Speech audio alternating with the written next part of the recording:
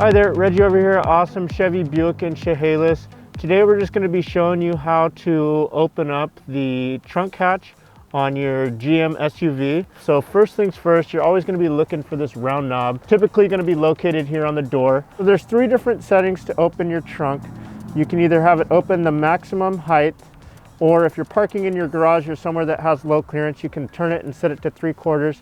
It's only going to open it up 3/4 of the way. And then if you turn it off, this button right here won't allow the hatch to open. You're just going to hit that button and it's going to open right up for you.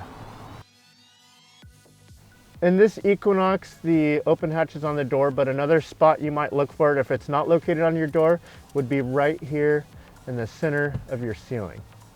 Another way to open the hatch of your Equinox or other SUV from GM, there's going to be a lever right here, and you're just going to hit that button.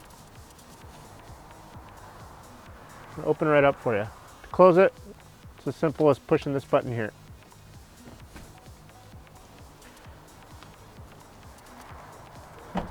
On certain models, you're going to be able to open the hatch from your key fob. You're just going to go ahead and make sure your vehicle's unlocked and hit that trunk hatch button twice. It'll open right up for you. And then you can close it the same way.